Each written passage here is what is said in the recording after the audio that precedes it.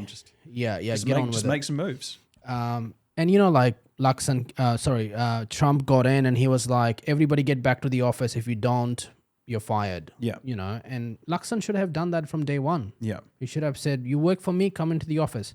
One, everybody you're trying to get rid of with high redundancy packages, they'll quit anyway. Self-select. Yeah, they'll self-select and say, well, I don't want to work for you. That's good. Okay, piss off, you know? And then you don't have the media behind you. You don't lose voters by doing that. If anything, you consolidate your base. Exactly. And at the moment, I mean, so this is the big issue that I think is the thing. He's just been so shockingly bad on the Treaty Principles Bill. You don't even have to say you support it. Like in National's position, if they want to sort of have it both ways, sort of test the waters with reform while not offending the sort of the treatyist elements in society. Yeah. You could just say, look, we think this is an important conversation that needs to be had. Let's see what comes out of the select committee process. But no, straight out the gate, there's nothing that I like about this bill. What are you talking about? Yeah. It's something like 57% or higher of national voters support the Treaty Principles Bill. So he's just pulling this massive middle finger to his own base. Yeah. And so one of the things, are we recording yet? We are recording. Oh, good. So I was recently appointed as a trustee of Hobson's Pledge. Yeah.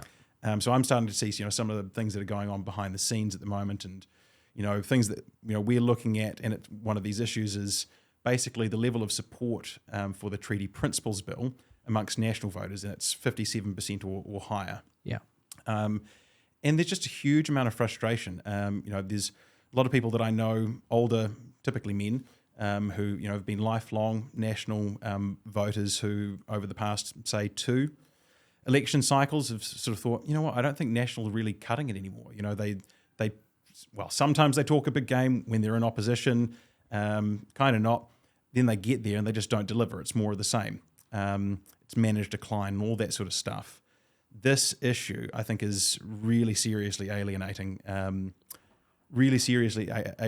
national voters. And Hobson's Pledge actually recently sort of put out a call to people, give them an ultimatum, basically. Say, like, look, we're not going to renew our membership unless you support the TPB to a referendum, because that's what we want. We want to see this move past the select committee process. This is something that needs to happen. I don't think National's going to do it. I don't think, for whatever reason, it's some weird political calculation, or they just don't have the balls, or maybe they're sort of secretly true believers and they think the treaty in its current incarnation is, the bee's knees. Whatever it is, it's not working, and I think they're going to see a massive decline in support.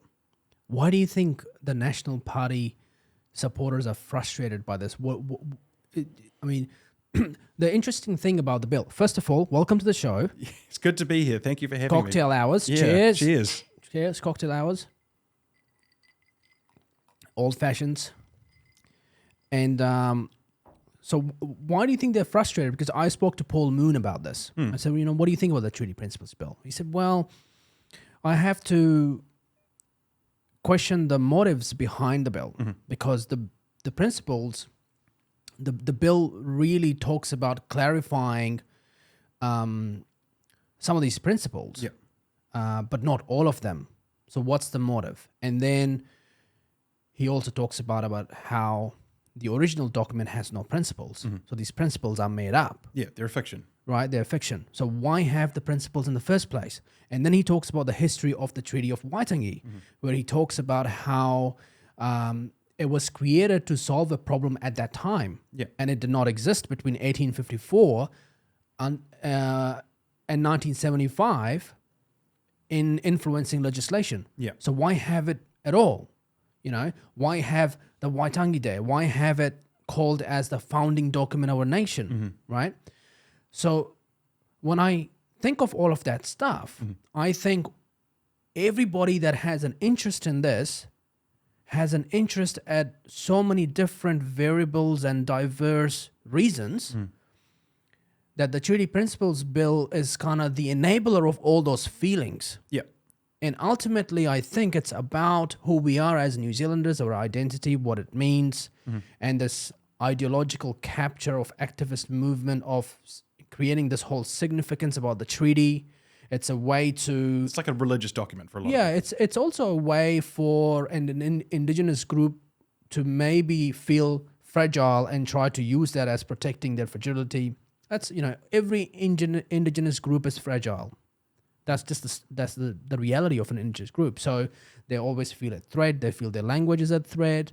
They feel they don't get the service because there is all these other populations kind of taking over. So it's very interesting to learn from Paul Moon about what he's thinking. But I think somewhere there's this truth, and I'm very curious about why do all these people feel so strongly about it when that's what we know about the history of the Treaty of Waitangi and the principles. Yeah, I think possibly one explanation or a dimension of the dynamic is that it's not really so much about the treaty itself or the treaty per se. People have differences. The sort of the spectrum of political opinion or perspective would exist in the absence of the treaty. It exists in the United States. It exists in the UK, in European countries all around the world. You have left and right. You have authoritarian, libertarian. You have people who sort of their political outlook is formed around the ethics of care. Thinking like, government should be there to support people and help them out and those sorts of things. And others, like me, who think, if government exists at all, if it's legitimate, what it should be doing is just doing the very, bare minimum in order to protect people's basic rights and for the most part, just leave people alone. Those differences exist within any population, and it doesn't require a document to kind of for those things to manifest. Potentially what's going on here is that given those pre-existing natural differences, the treaty is just a kind of a lightning rod or a focal point for like the conflict between those differences of perspective to play out. So it's like, right, okay, our founding document is the treaty, and it says this. No, it says this, and it's just this kind of thing, this thing in between people that they can point to and try to fight over. And it's, again, sort of not so much about the document itself, what it means, what it meant, what the intentions were, what the history was, and all of those things get talked about. I think, look, this exact same things would be playing out if it was a different document signed at a different time between different people saying different things. So I think human nature, I think, is probably part of it. Yeah, I think that's beautifully put. It's a perspective that I haven't really considered or someone's put forward. So I think that's a good one. And I guess we need these things because you need something to kind of get that tension going. Yeah. But we certainly want to see the outcome to be something where, I guess, New Zealand as an identity is what's embraced by everybody. And yeah, I think the stance that National Party's taking is definitely, I think they've got it wrong. Yeah. The fact that the reality has moved so far where you need to, if you want to bring the changes that people want, you need to have very clear, firm stance on basics. Yeah. Right? And you got to get that right. Yeah. And a lot of the Treaty Principles Bill also talks about common sense and basics and clarity and specificity. And the counter argument is we don't want the principles to be specific. We want them to be, move around a little bit so there is room for interpretation, flexibility, and people make arguments for that as well. Yeah. I personally think we just shouldn't have them. Yeah, look, in my ideal world, where we would get to is the treaty would come to be seen as an historical document, and that only. It wouldn't be a document which is pointed to by the courts or any institution as having some kind of binding normative force on how we, arrange our society. It doesn't dictate any particular policies in this or that government agency. It doesn't mean anything for any person's rights. It's just, I think it's correct to say it's the founding document. It's sort of the point in time where we can truly say that New Zealand sort of came into existence. Realistically, government didn't exist before, or state authority didn't exist before the signing of the treaty. There are various, European colonial powers that were sort of vying for influence up and down the country, but that was all kind of sort of their kind of loose international politics, geopolitics kind of space where it's really just about power and control over land and alliances and things like that. So I think it is true to say it's our founding document, but at some point in my ideal world, what we would say is it was a document of its time, and we need to start again. And I mean, even you look at like the United States, there were what they call them? I'm trying to think of the religious group, the Puritans that and the English colonists that started moving over to the Americas, sort of around 1600 and through the 17th century. There was a period of say 200 years where there were European settlements up and down the eastern coast of the United States that had ties of various sorts back to their countries of origin, like England or the United Kingdom and France. But then after a period of time, there was this founding moment. There's the Boston Tea Party, and the colonists or the people in America decided to say, screw you to King George, whatever I can't remember, it was the third or the fourth, it might have been the fourth. They say, screw you, King George, we want independence. And, there's a war, and then there's, there's the Declaration of Independence, there's the Constitutional Convention, and they very consciously draft the American Constitution. And that's one thing, actually, just on that point, and kind of linking it back to the Treaty of Waitangi, I think makes our situation different. The American Constitution, at the time that it was drafted, it was created by people who had very consciously engaged in political philosophy and the philosophy of government and Enlightenment philosophy, and there was also lots of religious perspectives and so on. But the people who were involved in creating that document were very thoughtful, reflective people, men of letters, quote unquote.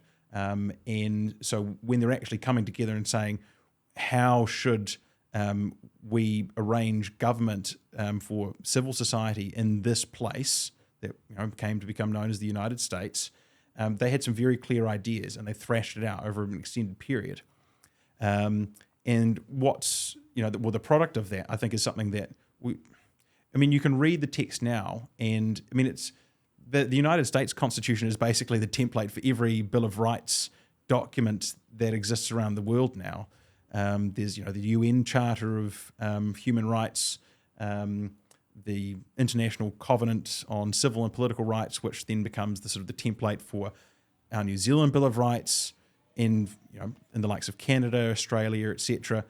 It all really goes back to the United States Constitution. The reason why is because it was such a well or thoroughly thought out document. By comparison, my opinion is basically the Treaty of Waitangi it's something on the back of an envelope, made in haste, in order to try and sort of deal with a situation at the time, sort of unrest and concerns about other European powers potentially coming in and carving out their claim to these lands and the people who are already here. And look, maybe it's served a purpose at the time, but this wasn't a well considered document. It's like a page long, basically 3 paragraphs or 3 clauses. Is that really the kind of document that should be the source of authority, or kind of the thing that informs every other part of our legal system and constitutional arrangements? I don't think so. It's just not fit for purpose. And you only have to look at, what has it been, 50 years, I mean, obviously more, because, there were disputes about, or grievances about the treaty and its breaches before, the Treaty of Waitangi Act in 1975. But, just since then, there's been a long list of disputes. And we're at this point now where it's total chaos. How can it possibly, carry the weight of, holding up a constitutional order when there's such, not quite violent disagreement yet, hopefully not, but there's such, intense or passionate disagreement about what it actually means. I don't think you can really say that about the United States Constitution. People say, like, maybe we should abolish the US Constitution and free speech. The First Amendment's awful. Like, it allows this and that and those sorts of things. But, I mean, you look at the document, it's pretty clear. There's, however many articles, like, it's a much, much longer document. So you can kind of actually go to it and be like, this can guide how we decide what policy and law should be.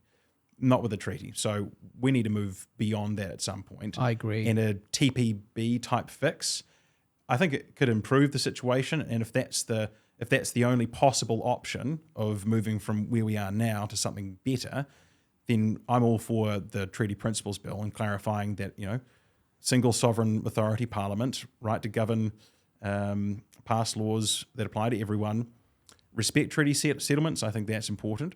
But importantly, everyone's equal and is entitled to the equal enjoyment or protection of the law.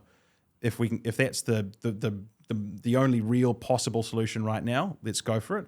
But my ideal world is like, let's start again. Let's do like a full review, and do something more conscious and create something that can actually last. Yeah, I think that may be one of the motives is if we get to that first step, then kind of opens the floodgates to, is the government too big enough? Is it organized better? Do we need a new constitution? How does it align well with the most beautiful and successful constitution in the world? Do we need a smaller parliament? Do we need lesser people in that parliament? Do we take the power, 100% power, away from the parliament and have a senate, for example? Yeah. Do we go back to a bicameral system? Yeah. And people can argue and say, well, but we're not too big for all of that complications. Well, I think sometimes when you're small, it's better to have a much more fluid, diverse environments, because what you don't end up getting is what we have now, is you have a parliament and it's only the big political parties that can get in, and it's very stale and they get to control things. And, if you really want to get into parliament as a new small party, it's like $10 million before you can get a seat. Yeah, that's the price of entry. That's the price of entry, right? Minimum requirement. And the other problem that I have, which I kind of find bizarre, is if you look at someone like Chris Hipkins, and he lost the last election, but he still gets to go back into parliament and take a lot of seats, which controls 100% of power, and he still gets to decide and vote on a lot of these bills and legislations, which is almost like Kamala loses massively against Trump. She still gets to go back into the place of power and gets to vote on what Trump wants to push through, right? And to me, that's kind of bizarre. Why would you have Kamala and Joe Biden again back into government and be part of the decision making? That doesn't make any sense. I suppose, there's a few things out of the Westminster tradition which I have a sort of fondness for. And sometimes it's just like the phrases that get used. One of them is how I think it might only happen in the UK.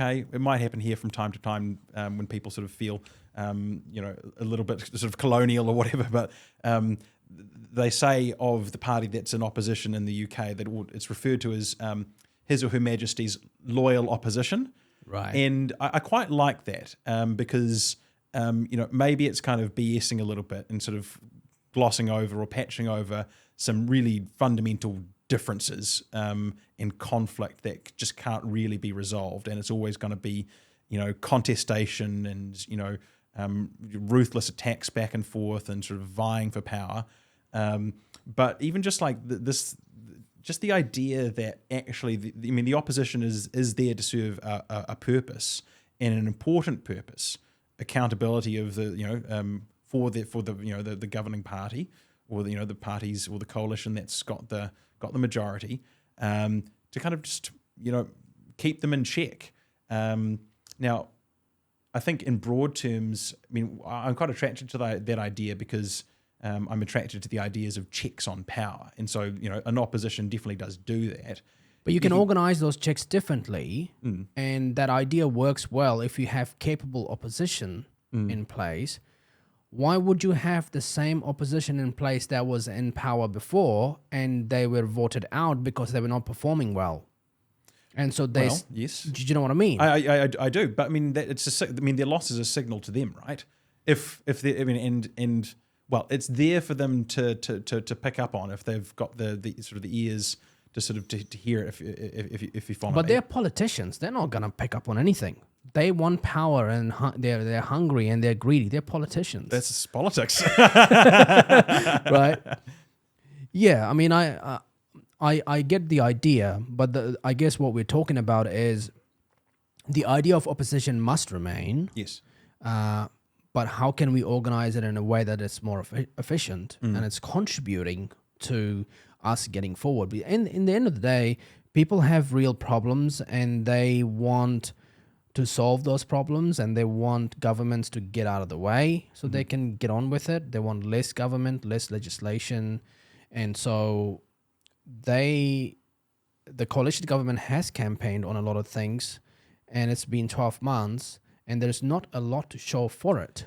No, and even if you just look at things like the reduction in the number of public servants or employees in the public sector, and there was much wailing and gnashing of teeth over just how mean Nicola Willis and the coalition government were, and in making axing a whole bunch of public sector roles.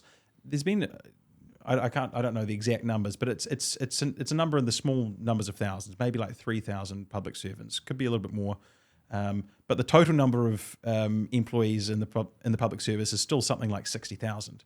It's a huge number. Did you see this post on X that was going viral about how we have more public servants per capita than China?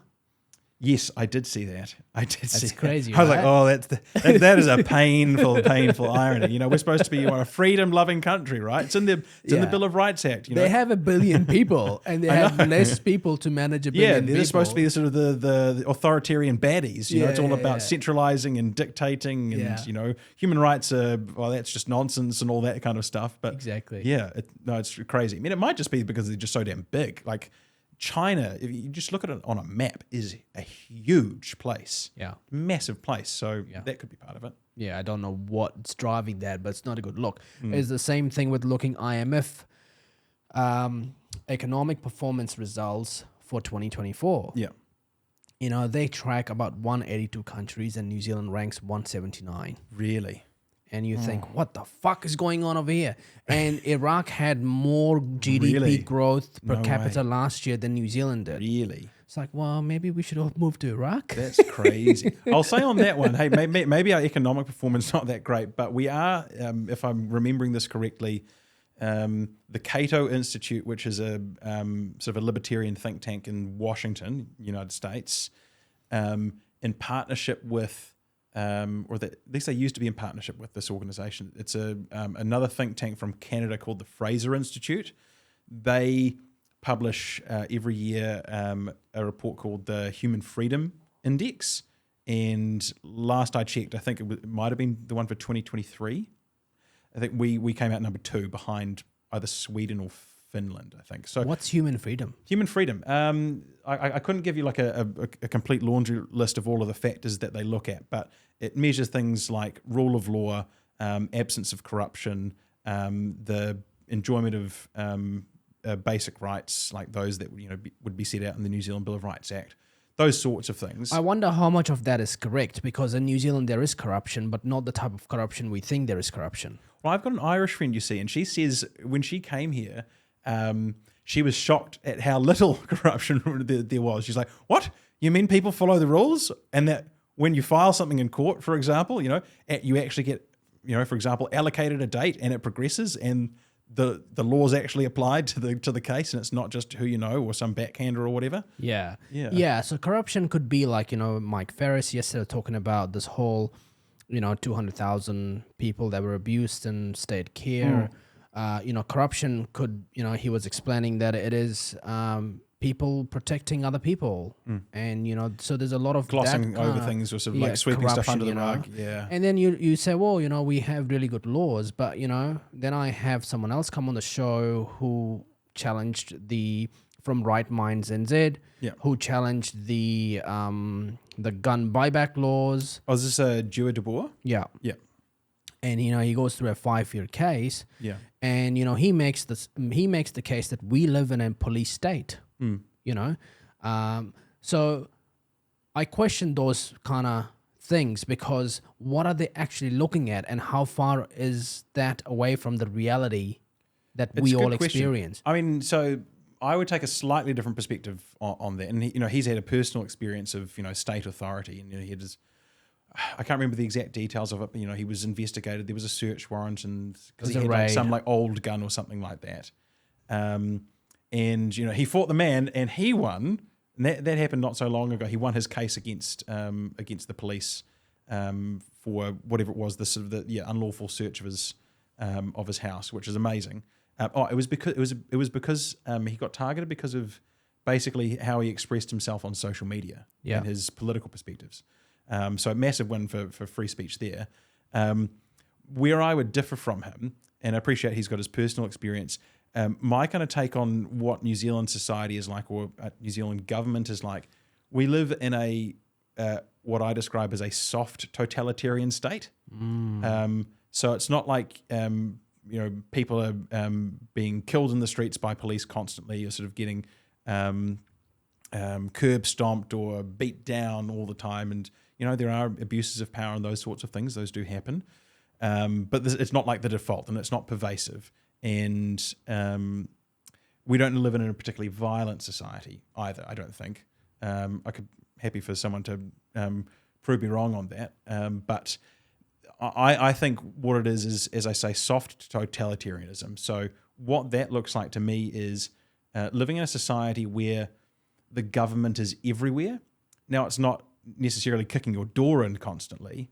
We did have the lockdowns, and people had to stay home for these extended periods, and that was probably the most intrusive thing that's anyone's ever experienced, or this large scale sort of experience in the whole of New Zealand's history. So I don't want to downplay that, but it's things like, like it would have to be something like a third to like half of the ads that you see just out in the world, billboards, signs on bus stops, ads that come up on your social media feeds, stories about story like in the news, like some huge chunk of what's been communicated through all forms of media is the government. There's a government agency for this. There's a government agency for that. There's this government-funded initiative in partnership. Some events being put on, and it's like some charitable organization, and then you see like along the bottom of the sign or whatever, you've got the organizations that are partnering to make it happen, and like half of them are governmental organizations. Some like Creative New Zealand or whatever the hell it is. It's everything. The government is everywhere, and it's using your money to do stuff. And it's kind of telling you what's polite and what's not, etc. Not so much, as I say, like kicking the door in, but it's kind of just everywhere. And so that's it's a really totalizing. good. It's a really good way to I think explain what New Zealand society is and how the government works, which is what needs to be out there, and then work backwards as to how do we unwind all of that stuff? How do we take all of that stuff out? I think that unfortunately, that doesn't, there's no treaty principles bill for that sort of thing. Because I think realistically, having this kind of soft totalitarian state, that's downstream of a culture that sort of demands it or expects it, or think that that's a good thing. So I think it's a mindset issue, I think, actually. people want to achieve things through government. Yeah, and I think alternative, independent media is a good way to kind of change that culture. Yes. Because you pointed out, I mean, I didn't even knew that's a good way to explain it. We all know there's something going off. There's something is off, You walk in, you're like, something smells funny. Yeah. Something is off. But at some point, someone goes, it's the blue cheese. It's the blue. Oh, look, there it is. I found it. They're like, all right, what do we do about that? Throw it out. Yeah, exactly. Yeah. So I think the fact that we can talk about this stuff, and then people can watch it, and then that kind of infiltrates and changes that mindset and expectation. Yeah. Then it becomes, I think, that's how we influence culture in many ways. Definitely. Having conversations, connecting with people, thinking new thoughts. Yeah. And imagining a different kind of way of being or a different future. Yeah. What's been happening in your world? Justice, legal, court cases. God, what's been happening in my world? So just trundling along. I guess in my working life, got various different cases in the criminal courts and civil matters. That keeps me busy, and that's really enriching. I enjoy my job. Yeah. It's the first legal job actually that I can truly say that I enjoy. Yeah. I think we spoke about this last time, but I was a full-time criminal defense lawyer for about 5 years. Yeah. That's very meaningful work, but it's not. Joy is not the word that comes to mind when I think of what that experience is. It's kind of like watching the transformation of Jimmy McGill to Saul Goodman. Right, yeah. Yeah. It's like he's doing all this boring prosecution work, and then he's like, and then he turns into Saul Goodman, and that's so much fun. Yeah. Well, there's definitely a transformation taking place, and it's a very positive one. So, very happy in my working life at the moment. Yeah, and congrats on getting this new gig at Free Speech Union. Yes, God, and so many things. Just like I kind of describe, that's my political life, and it's strange actually to sort of use that phrase about myself. I have a political life. I never thought I would be involved in anything political, really. I always thought, it's the law, it's fundamental rights, and the courts are the places where you vindicate those rights, and that's going to be the path for me. But I've found myself in the position that I am. I'm now on the governing council as an advisory member of the Free Speech Union, which is an amazing organisation. I think they're probably the most effective civil rights organisation in this in this country, potentially in its history, which is a big thing to say. I was invited to be the co-chair, one of the co-chairs of the Free Speech Union's legal council for free speech. So that's the body that sort of heads the legal profession-specific membership for the Free Speech Union. FSU's got a number of profession-specific memberships now for like teachers and public servants and academics and various other different types of professions. So I head the legal one. And in addition to that, very recently, so I think maybe this halfway through December, I was invited to become a trustee of Hobson's Pledge. Oh, cool. Crazy. And am I allowed to swear?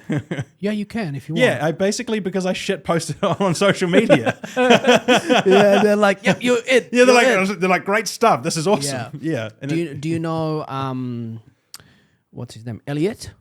I do know. That's how basically it happened. He was on the show a couple of days ago. Yeah, I know Elliot. Yeah. He's I had a really good chat with him. He's awesome. Yeah, he's great. I mean, I think we had differences of opinion on everything we talked about, but it was nice to talk to someone that doesn't just chew your head off when you know you have different views about things, and he just explains things, and really cool energy, really cool guy. Yeah, very cool guy. That's awesome, man. Congrats, man. I think you're doing really good work, and you deserve it, and I think it's good for you to add that value. In terms of your legal members at the union, what have you started to get involved in some of these cases or helping some of these guys out, or what kind of like things you're dealing with over there, and what does it look like? So at the Is it moment, mostly DEI woke stuff you're dealing with? yeah. or- Look, it's early days with the profession-specific memberships. Oh, They yep. started announcing them, I think, in July last year. Started off with the academic memberships, and so Paul Moon actually he's the co-chair, one of the co-chairs of the academic. Is he involved membership. as well? Yeah, So everybody's did he not involved. mention? I know it. No, he didn't mention anything about that. Yeah, so Paul Moon co-chairs the academic membership with Elizabeth Rata. Oh yeah. But yeah, very early days. Yeah, and he's amazing. he's great. He's great. He just, he walks in a room, you're like, whoa, what is this? I think the thing I find most impressive about him, apart from his the depth of knowledge that he has about his subject matter, he's just so even. Like when he's talking about treaty issues, like when he's engaging with someone, he doesn't get worked up, I guess is what I'm saying. Like he's kind of just like he sort of receives whatever the person's saying and then responds, and not to kind of say correct them or prove them wrong or make a point. He's just was like, well, actually, if you look at this document and this correspondence and colonial policy at the time or whatever, and I actually don't know. He might have said it somewhere, but I don't know if he has a view.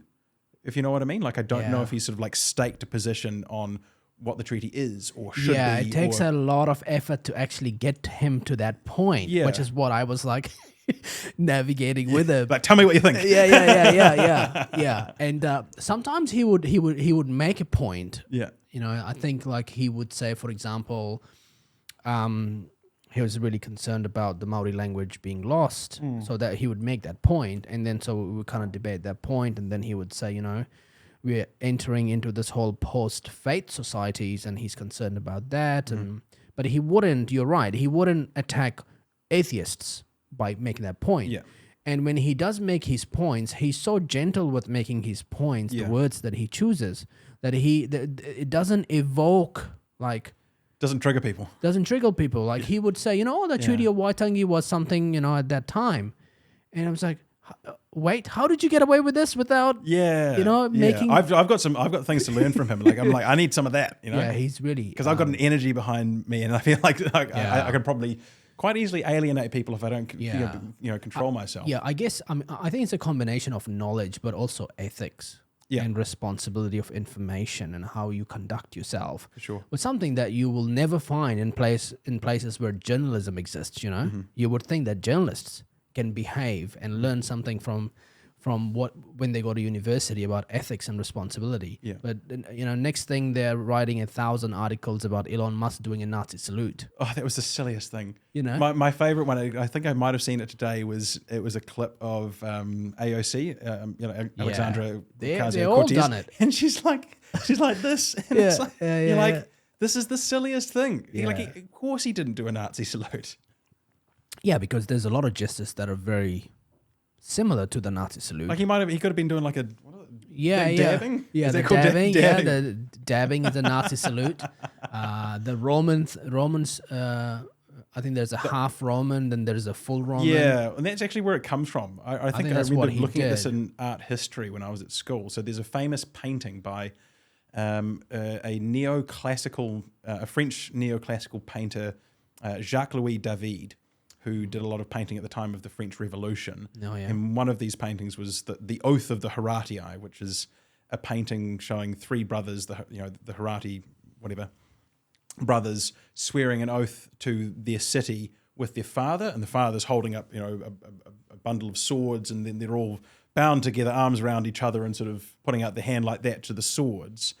And what we got taught was that, and that's where the Nazi salute comes from, because, in the Third Reich, they were like classical architecture and classical art is amazing. And so they started incorporating all the symbols and the kind of the aesthetics of the Roman Empire. Yeah. So, yeah. Sorry, that's just a little like... Yeah, no, I love it because, historical curiosity. A lot of people were making this claim that, but the Roman, the Nazi salute was inspired by the Roman salute, so you can't do the Roman salute. It's like, come on now. Yeah. You're being silly, But what I love about all of this is that Trump just seems to be unfazed. Yeah.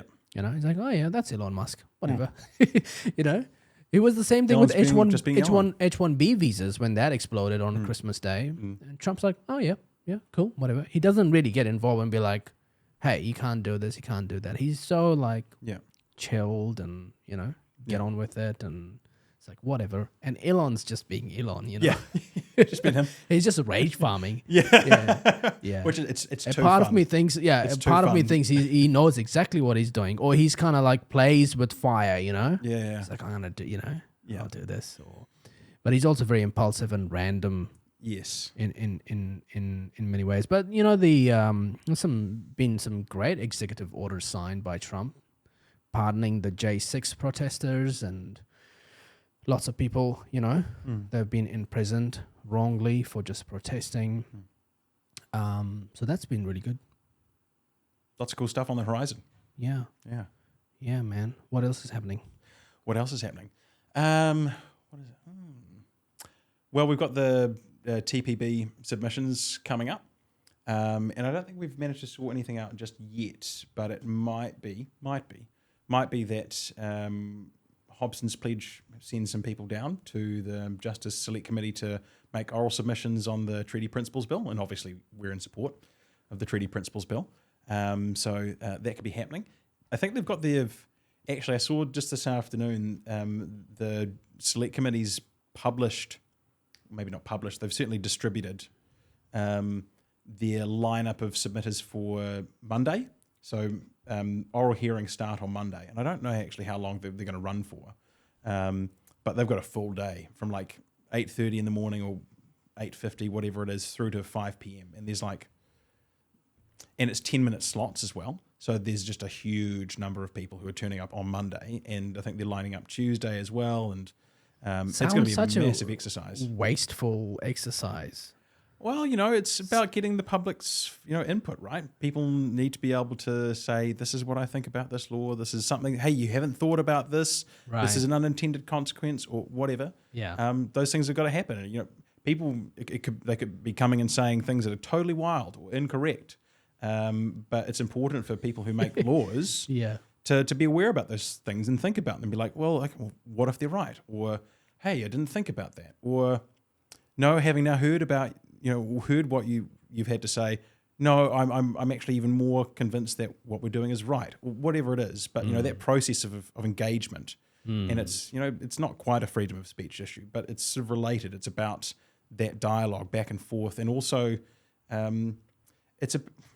people need to be able to talk to their governors and say, screw you. So if you don't like the Treaty Principles Bill, you can write in your submission to the Justice Select Committee. But, obviously there's logistical constraints. They can't hear from everyone. But you can also go into a room and say, I think you're all a pack of bastards, Yeah. And I think that's important for people to feel like, it doesn't have to be the Treaty Principles Bill. It could be anything else. Yeah. It's important for people to feel like they can go to, the people who govern them and say, screw you. Yeah. It might not change anything, but I think it helps for them to feel like, you know what, you don't have some kind of ultimate metaphysical authority over me. You might have kind of worldly authority over me, but I can come and say screw you, and that's my power. Yeah, that's like, I can get it out of your system, right? Yeah. Yep. Why not? And what else are you looking forward to in this 2025 years from, I guess, legal or government, legislative or justice perspective? Or 2025. Any other legal stuff? The Free Speech Union has just published its a draft. What is it called? Damn, I should remember what the name of the bill is. But basically, there's a bill that the union has drafted, which will amend the Real Estate Agents Act to prohibit the real estate agent's authority from imposing ideological courses on people. So this is kind of coming off the back of the Janet Dixon case, the real estate agent from East Auckland who was told, hey, look, if you want to keep your real estate license, you've got to do this compulsory course on tikanga and Mataranga Māori or whatever it is, basically Maori spirituality. And she's like, one, like I live in East Auckland. All of my clients are like Chinese and Indian and sort of from Asia. Like it's not going to help me culturally with them. But also, I'm Christian. I don't believe this stuff. I've got my own beliefs. You can have yours, but I want to keep mine. Yeah. So she didn't. She refused to do the course. She lost her license. There's a case going on about that through the High Court at the moment, and I think we're still waiting. Not we. She is still waiting on a decision there. But you can't always rely on cases, and that's, I guess, something that's really been brought home to me over the past year or 6 months, however long I've been involved in this sort of lobbying, political type stuff. You can hammer hard on the cases, and that's a really important part of it. But a lot of the time, you need legislation as well. You need to change the law to fix the problem. So we've got this bill which would amend the Real Estate Agents Act, and I think we're all quietly hopeful that one, that will get passed, which would be a great win. But two, it will set the precedent, or it will give, I guess, the movement confidence to then go and say, well, let's do it for all of the professions, for the lawyers, for the doctors, for the nurses, for the teachers, for the academics, people who are subject to regulatory authority, who have to be licensed in order to make a living, where the governing body can say, you're not up to scratch because you don't think the right things, or you don't want to do this course that's not relevant to your practice or whatever. I think what we're going to see, whether it's this year or next year, we're going to see major pushback against that, and I think we're going to end up at a point where we've put these regulators back into their boxes, whether it's the Law Society or the Real Estate Agents Authority, the Nursing Council. Yeah. And the Nursing Council has got some really, it's just across the board, but the Nursing Council scope of practice, what they've written for basically, these are the things that you have to be, competent in order to practice as a nurse. And you would have thought as a health practitioner, health would be, the health and well-being of patients in their care would be like number one, but it's all cultural stuff and like the Treaty of Waitangi. And then it's like number 5 or whatever it is like then they start talking about health. That's so bizarre. some moves being made there. It sounds like I guess it's like a programming people into a culture. Yeah, absolutely. When that's not your fucking job. Like, what the fuck? It's not your fucking job. Yeah, what are you doing? Like, I just, you have the same thing with in LA with LA fires, right? There's this video going viral of this, the chief of diversity at the LA fire department, and she's like talking in a video about how it's important that people, that they save people who look like them. And if you're a man and you have us as women coming to help you and we can't carry you, well, it's your fault. You shouldn't be in the fire before. Are they saying this? Yeah. Really? Oh, yeah. no. I mean, I think it's important to note that this video that I'm talking about is an old video. Right. And they're obviously talking about it in this context of diversity. But you're a fucking firefighter, man. Like, what the hell? You gotta be able to lift shit and save people. Yeah, I don't care. You're a woman or a man. You don't. If you can't help someone, don't be a firefighter. You can't show up and be like, "Oh, hold on, before I get you out of the fire, are you a man or a trans person, or what's your weight? What's your pronouns?" Yeah, what's your pronouns? Sorry, we're not saving you today. We're gonna go over there. It's like what? But it's so there's a lot of that bizarre stuff goes, and I think it's disappointing that a case has to drive momentum to get regulators to change things, whereas it should simply come from somewhere where there is power to say, you guys take that crap out of your regulation because that's not on, Yeah. So we're gonna focus on basics and performance, and which I think it's the way to do it. And that's where I think the disappointment comes with Luxon and everyone else. It's like, well, what is it that you guys do if you can't do all of this basic, simple stuff that should have been signed off from day one? Yeah. This, I think there's a lot of people just disappointed, angry, not happy, and they want to see change. Yeah. You know? I agree. Yeah. Stuff is happening. I think we could see more of it though.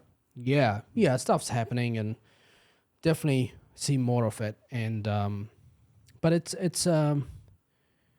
seems like he's kind of got the message that he's gone and made all these changes, and he's trying to, you know, refocus himself. But I don't think he's going to last, you know? Yeah, no, I don't think so either. I don't think he's going to last. Yeah. I mean, he has to... he has to go, I think. You know, it's time. I think people should function in a way of expecting real change fast. Yeah. And that's the environment we live in. That's the pace of the world. That's the world we live in. You know, Trump's attracted like $7 trillion already being of investments to America.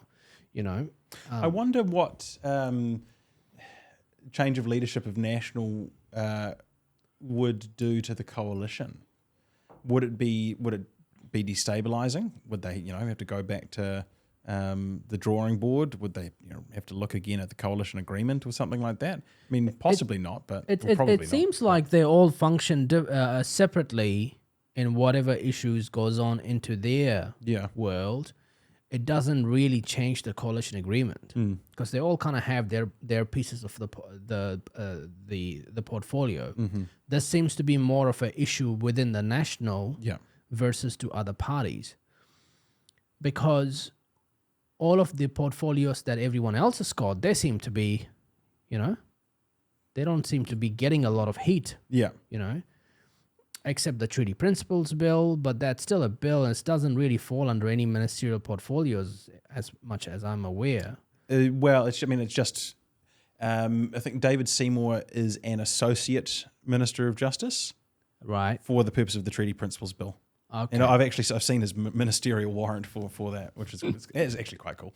But yeah, so I think that's his. That's that. Yeah, yeah. But I think National Party is, I guess, the leading party in all of this, and so they're getting a lot of slack and heat for it. Yeah.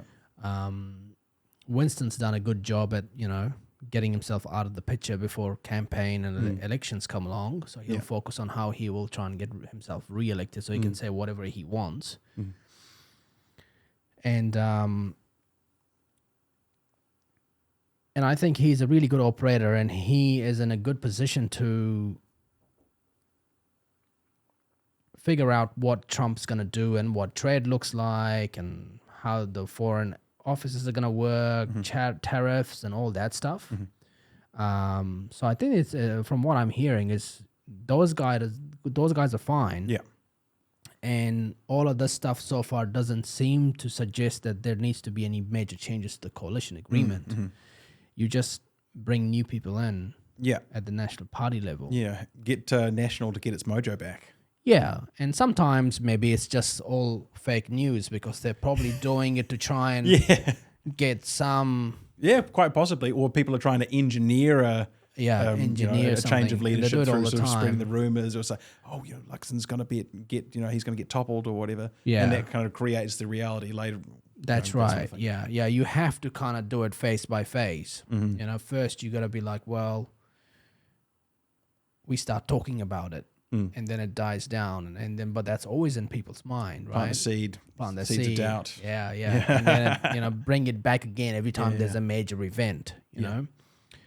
But it seems like the Treaty Principles Bill is going to be the one that'll topple him instead of the economy or other things. Yeah, again, I think that's the thing, and obviously people want a performing economy, one where everyone or as many people as possible can meet their basic needs on their own steam, because you know there are jobs available, housing's affordable, and you know they can send their children to good schools, and you know trust that they're getting a good education while they're out, you know, bringing home the bacon, whatever. Yeah.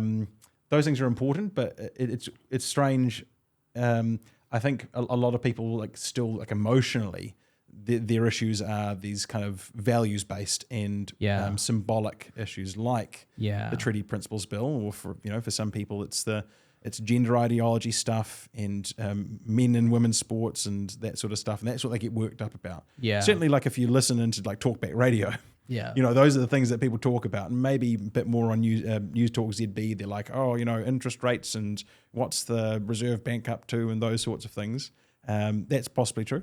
But I think for a lot of people, obviously they have their material concerns, but the values and the symbolic stuff is kind of the stuff that that really seems gets to them get worked up. people really worked up. So you've got to get that right. If you can't just say like, it's like we're saving on government debt, we've reduced the debt to something like that. That's good. It's not inspiring though. Yeah, and I think he'll continue to use that tactics, and he will try and get people to focus on the economy, and we're doing well over here, and I think he will try and do a lot of that to distract people with. That's only his play. I can't see any other play. Yeah, or like those trivial tax cuts last year. Yeah, Or yeah. like, how much was it? It was like people got like $20 or something like, or like. It was something. I was like, "Why are you even bothering?" Like what are the you amount of money you've spent on like just pushing that reform through. Yeah. These trivial tax savings. Yeah. Like, Yeah, Trump posted something very interesting towards the end of last year, a graph that shows how wealthy America was between 1840 to 1914. And that was all to do with tariffs. Right. Not about job employment, not about tax cuts, not about this, not about focusing on making, Trump talks a lot about America first, but people get this wrong idea that we should not bring in immigrants or geniuses. We should not bring in anything from the outside. We should not sell outside. Everything is just focus inside and make our inside world better, but that's not really true. America first also means tariffs. Focus on making sure the tariff revenue is coming to you and you're not being fucked over by Canada, which is what's happening, China, which is what's happening, Mexico, that's what's happening, and all, giving $500 billion to Ukraine, all that stuff, right? So when you look at that chart, it's America was wealthy because they were quite hard on tariffs, right? And so when you look at that and someone like Trump is going, well, everything else cool, let's just, work on that and get the right people involved and bring it back to basics and lesser government. That stuff will take care of itself. Let's get the tariffs right. Let's make sure we are injecting trillions and trillions of dollars immediately and use that money to pay back our debt, get things under control, and make America wealthy again,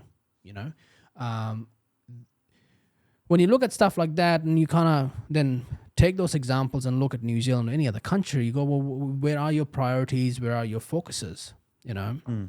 What is Luxon going to really do to fix the economy? Create more jobs, reduce cost, trade, Trade seems to be one of the things he's now starting to, we're not going to be able to make money here. We have to sell our stuff overseas. He was in the UAE doing this 98.5% tariff-free trade deal, and the trade between two countries is about $1 billion to $2 billion, and it can grow to a 5 to 10 billion, right? And so it'll be interesting to see how he's going to really tackle that economy thing, and he will use every single success to try and distract people from this whole Treaty Principles bill, but I don't, no matter what he does, I think this one just seems to be so fired up. Yeah. 300,000 submissions already. Yeah. People care more about this People than just care about more any other about issue. this than any other issue. And I think if you want to fix everything else, you need to fix this, because this sits at the core of my values, who I am, my identity. And if you don't have that and people feel that, they're not part of New Zealand anymore, you start losing people. Kiwi, Aussies say, well, maybe I'm going to go hang out with my Aussie identity. Maybe I can flourish there better. Yeah.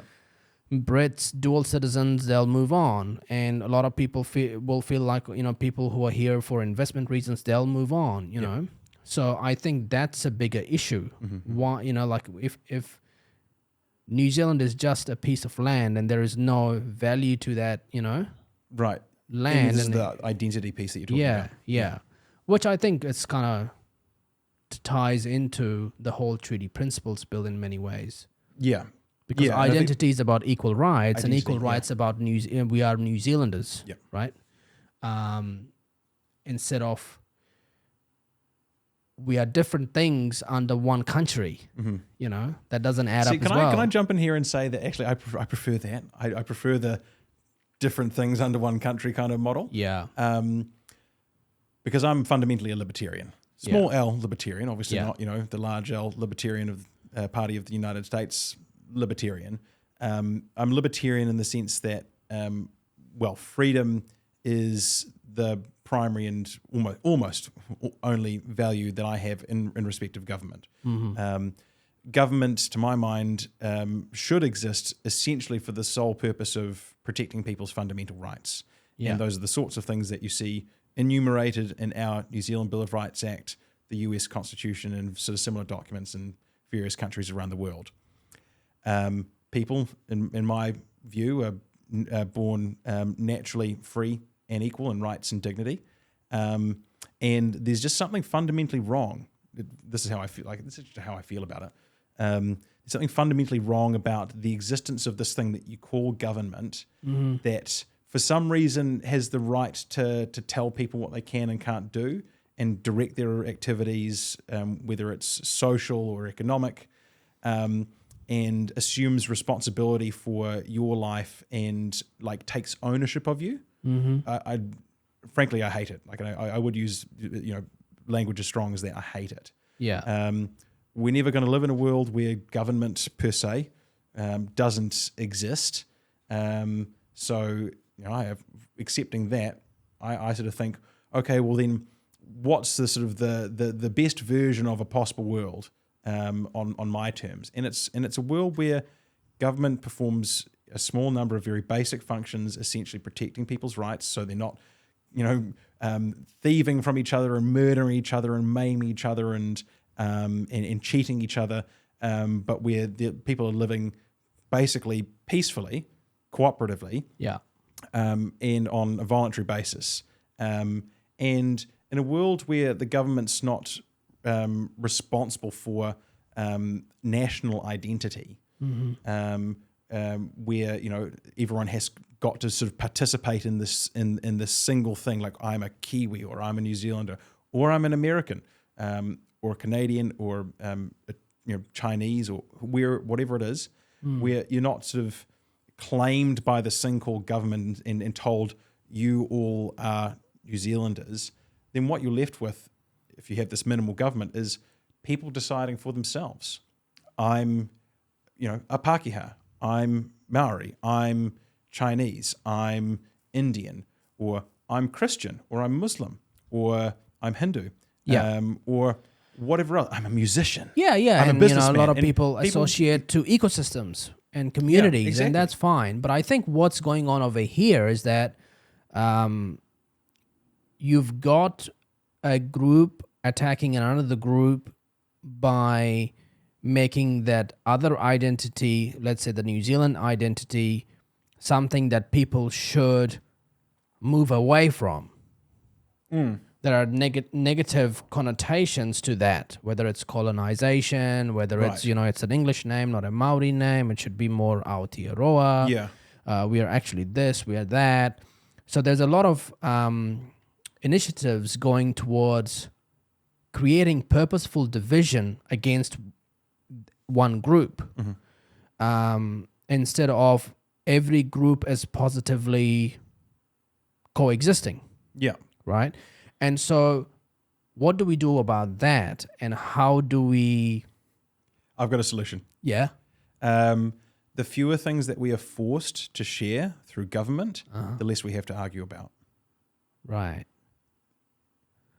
Because it doesn't have to be Aotearoa or New Zealand or it's Hamilton or Kirikiriroa or whatever.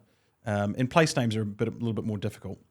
But when you're forced to share fewer things, then you've got more of your own stuff. This is my thing, and you don't like my type of music or my beliefs about God and the nature of reality. Yeah.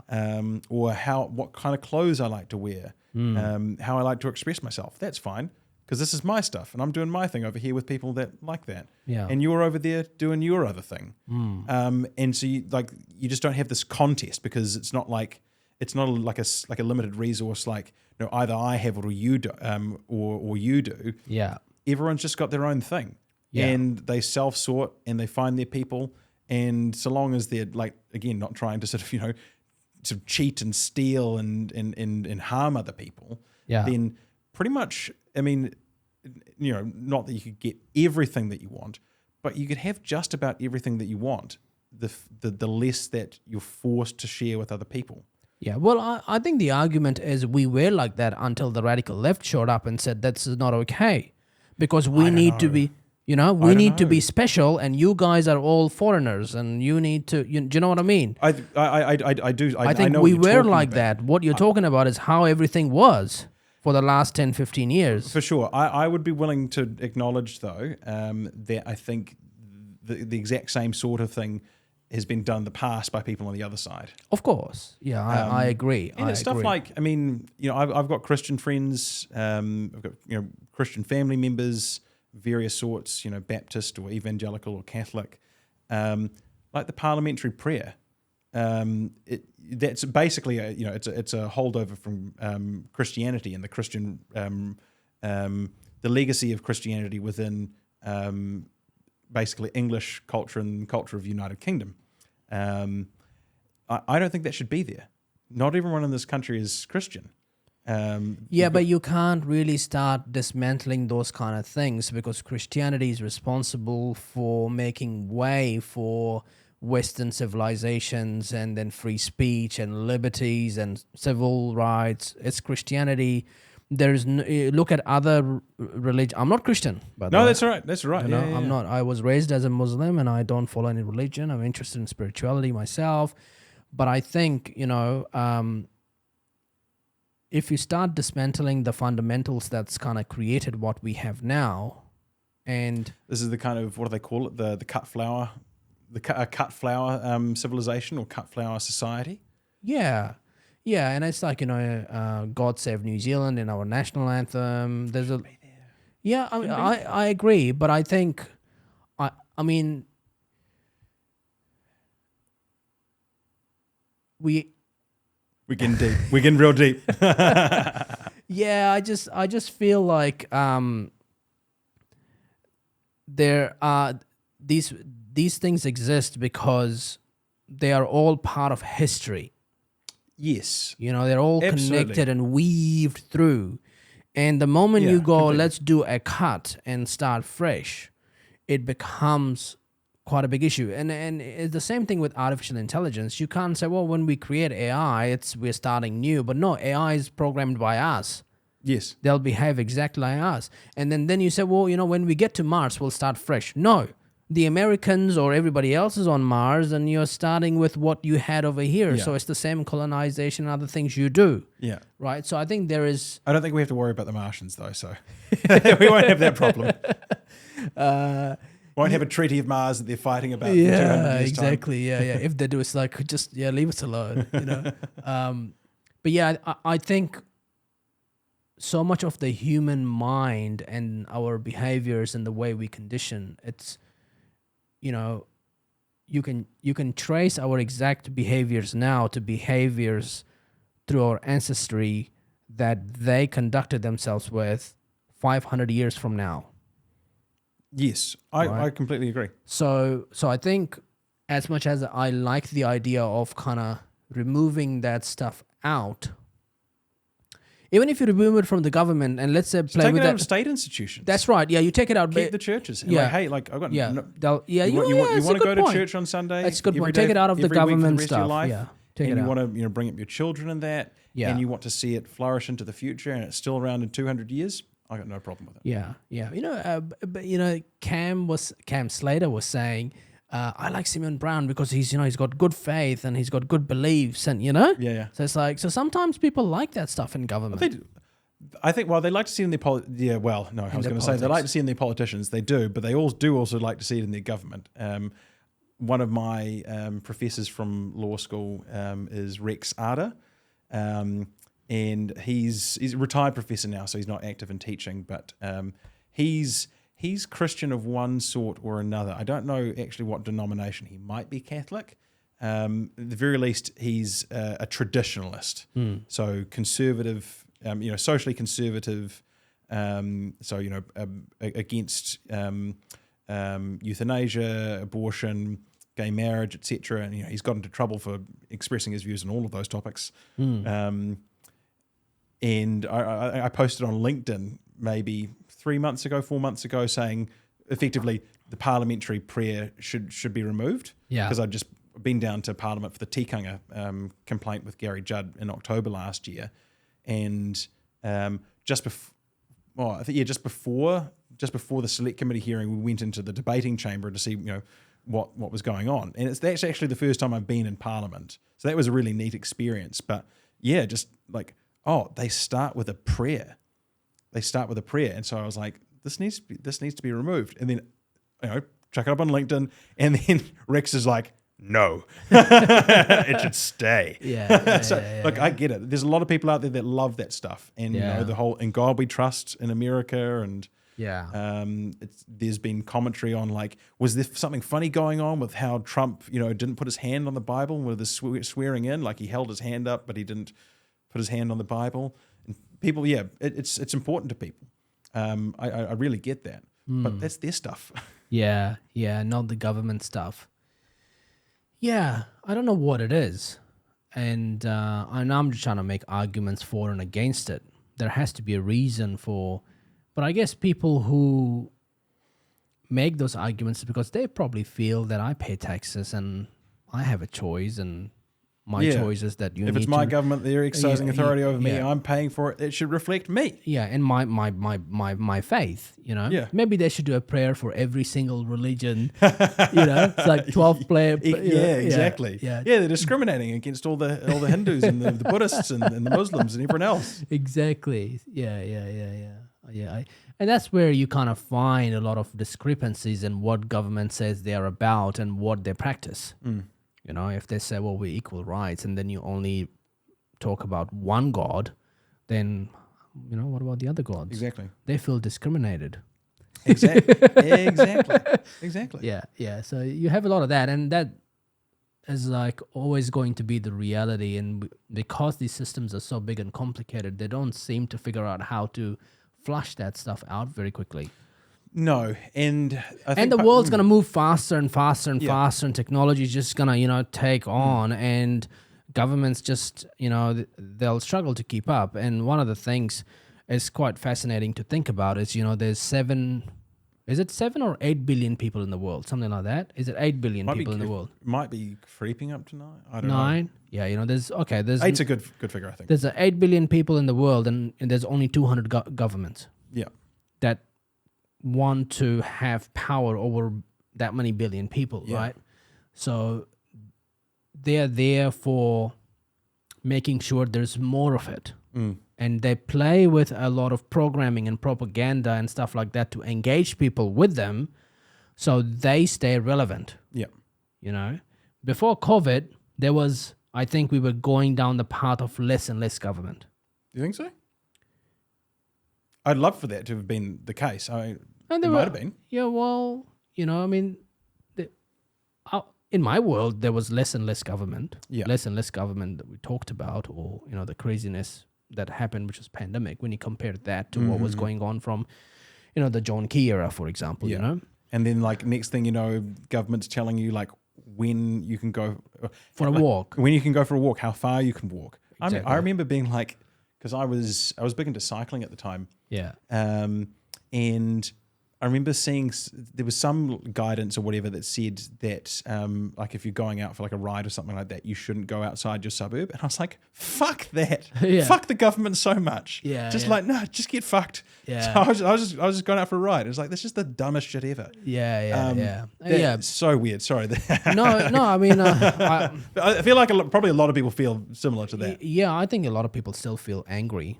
And I was very angry too. Yeah. I was fucking angry, But that's what we should be like. I mean, in society, we should bear arms. We should have Second Amendment, because we don't want, if governments want to fuck with us, then that's why in America governments don't want to fuck with their people, because they know that they can bear arms and they can fight, and that's their history. The people of America fought the colonies out of America. So that's kind of like very strong, very big. So if we want to go to a free, to less government and more towards we the people, create the cultures and be part of the things we want to be part of and do the things we want to do, then we should be able to do that. And if there is a pandemic, my view is that's cool. Pandemics come and go, and they've been around for many, many, many years. They don't just manufacture it when I'm around. But I don't want to fucking hear about it, because whoever needs helping, go deal with them. Go help them. Yeah. Don't come and tell me that I should stop because they need to stay home for 2 years. And why don't you guys pick up everybody that needs help and put them in an MIQ and hang out together over there and do your 1 p.m. Speech over there. I don't want to hear it, because I want to go for my cycle ride. Yeah, I think also a massive part of the pandemic globally was, like I would describe it as like a mass nocebo effect. Yeah. Like the placebo effect. The opposite is the nocebo. Yeah. So what you believe about something creates your experience. Yeah. And if you believe, let's say the sugar pill is actually an antidepressant, when you take it, you feel better, even though it's just sugar. If you think that, this pill is poison, when you take it, you're going to feel sick. Yeah. And that's what we got through the 1 p.m. updates, like just blasted constantly, and on Radio New Zealand and on the news, constantly, the whole time for months on end, is basically the sky is falling, you should be afraid. And when you tell people, when authority tells people that they should be afraid, I mean, like, it's like it speaks to the animal in us. Like, we just can't help but respond to it and be like, holy crap, I should be afraid. I should be like really, really, really afraid. Yeah. And that, God, it'd be an interesting question to answer, just how much of the impact of COVID was to do with people's mindset about it, and how much was actually the virus. And I'm reasonably confident actually that probably a significant chunk of it, the negative impact of COVID, whether it's through deaths or just God, it was the worst flu I've ever had or whatever, mindset, because people have been primed to believe this is the viruses that's basically going to bring about the end of the world. Yeah, it's interesting. And then I had Ali Cook on the show, and she advocates for vaccine injured people. And the government treats about 60,000 New Zealanders, people who claim that they are vaccine injured, as people who are mentally anxious. It's nothing to do with vaccine. Can I be a little bit controversial here? I'm going to alienate some people by saying this. Sure. I think that's also largely a nocebo thing. You reckon? Yes. Yeah, I'm going to say I'm sorry to all the. And look, I mean, it's not to say that you're not actually having the experience that you're having. The impact that you're experiencing, whether it's a loss of use of a limb, or it's heart palpitations, or whatever other manifestations, like symptoms you're experiencing with the impact. Like, that's all real, and that really sucks. Yeah. And like that's not cool. I would prefer that you didn't have that. But I do think that a huge part of it is actually, it's not necessarily like a belief like, it's like injecting 5 gene altering whatever kind of kooky ideas about what the vaccine is. And again, I'm probably alienating people there a little bit too. It's not necessarily that like they have that belief and it's creating the impact in the body. Yeah. It could be as simple as, and I get this, like someone's telling me I have to put this thing in my body. They're telling me that they have more right to say what I do or don't do with my body than me. And the resentment and the anger justified that comes along with that. And if they feel like, I've got no choice because I'm going to lose my job, and so they get it, when they receive it, like the emotional state that they're in when that's happening, that could very well be part of what produces the negative reaction. It's not the thing itself. It's like, I fucking hate this so much. And then the body's like, Yeah, you fucking do. Yeah, I mean, I don't want to sit here and say, well, this is a vaccine podcast. No, We are professional shit talkers over professional here, right? shit talkers, and I know Right. nothing about vaccine And so technology. if you get your advice about vaccine from Disclaimer, us, not a doctor. yeah, if you get your vaccine advice from us, whose fault is it really? Yours. Big on personal responsibility. Exactly. Yeah. But it's when you listen to these people, the amount of detail they go into in doing all these tests and proving why it's a vaccine injury as a spike protein in your body. There are these cases of sudden collapses of athletes. I'm sure you've heard about these things, and excess deaths and this and that, and videos of people being severely injured. Some of the stuff, when you look at it, you go, well, emotional damage can't cause that much physical damage. I think you'd be surprised. Really? Yes. Wow. Yeah. So if I said to myself that I'm unwell every single day, I can actually make myself unwell. I think, You're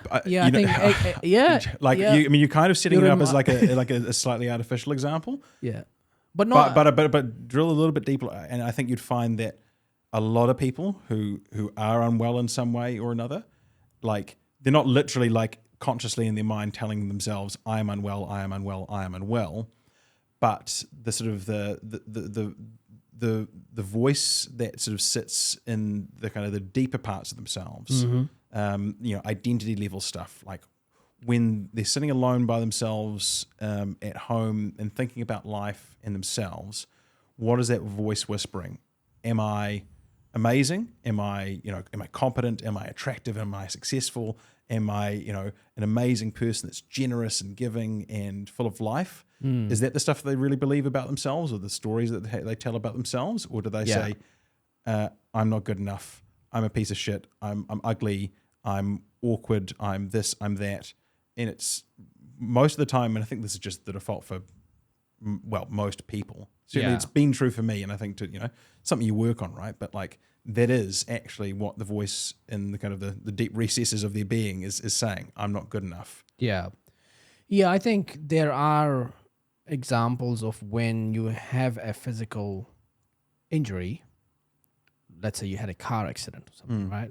And that physical injury, when you start to rehabilitate and get back in a healthy way, creates mental injury. So there's a mental memory of that injury that you physically had. Yes. So you don't have to just get rid of the physical, but you have to also get rid of the mental. Yeah, absolutely. So you can also have the opposite. You can have a mental, They feed into each other. Yeah, your mental worry about a vaccine, and then eventually you have it. That kind of like feeds into it.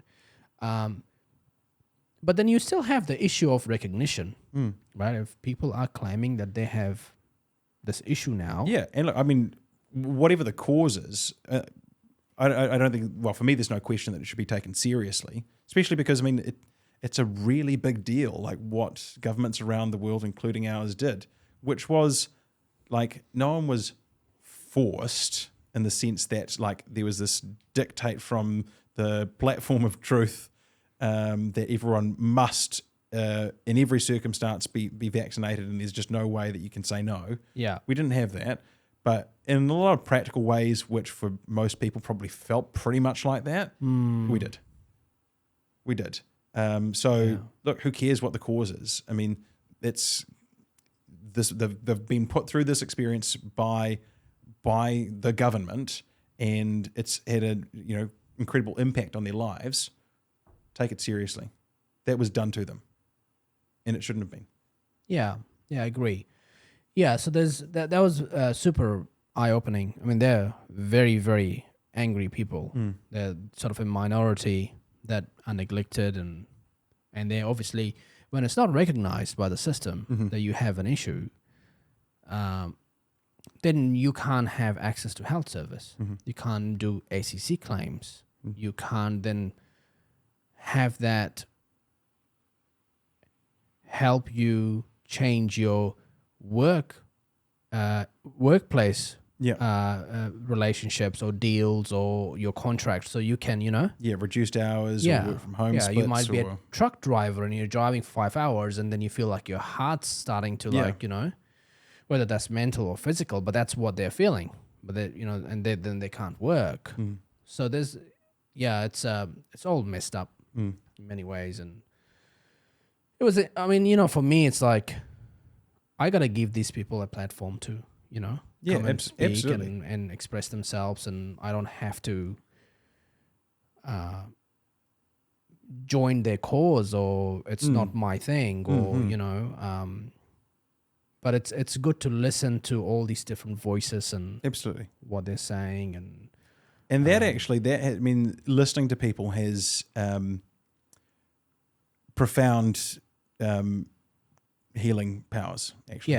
Yeah. I mean, you look at Mark Zuckerberg, like he was basically on Joe Rogan saying the government basically told us that if there is anybody on your platforms that mention anything to do with vaccine injury, you got to take that stuff out. Yeah. So it's which like, is wild. Yeah, you're like, it's wild. You're like, well, that's a bit extreme. Like, why? Yeah. And so you then start to look like the bad guy because you're trying to hide something. Yeah. Yeah. So I think that also set off a lot of people. Yeah, and it's kind of come back now. Everyone's like, vaccine injury. I want to talk about vaccine injury. And it's kind of taken off. Yeah. In many ways, So those kind of censorships have consequences. Absolutely. They definitely do. And, it's... Well, they backfire. It does. And then there's a lot of doctors who are very experienced talk about the vaccine injuries and vaccine side effects and things like that. And you have to listen to them. They're doctors. They're nurses. And they are in this field for like many, many years, as equal to listening to Ashley Bloomfield and Fauci. And, why would Biden pardon Fauci from 2014 was he onwards? Charged? See, obviously I was don't never follow charged. American politics enough. But He was never charged. So what was he pardoned for? It was so they call it a what's the word? Preemptive pardon? Preemptive. Preemptive pardon. Really? Yeah. What? That's what it was. What in the world? That was the same thing with Hunter. Was Hunter Biden's preemptive? No, he was going through court cases. He was going through court cases. Yeah. Okay. So but which is Fauci, dodgy because he said he wouldn't do it. Yeah. Well, did you see that he pardoned his entire family? No. What? Yeah. What? Yeah. Not. I mean, maybe What I'm in the exaggerating with entire family, but there's a lot of Bidens he pardoned. For, Right. I don't know why. I don't know what they've done, but yeah, he's pardoned a lot of people for just. It's indecent. Yeah, very indecent use of power. But they're doing the stuff that they, blamed Trump doing. Yes. With everything. Yeah, that's why you accuse your enemy of everything that you're doing, right? Yeah, and they took through. What they did with Trump's court cases, and then in the end they were like, yeah, we'll just release you with no penalty and no jail time or nothing. And you're like, well, what's the point of all of this? Yeah. But they obviously did it because they wanted to go after him, and they knew that he was the guy who would take power away from them. And so he did, it's there's always the stuff you see like that governments do that tells you that maybe you're hiding something. Yeah.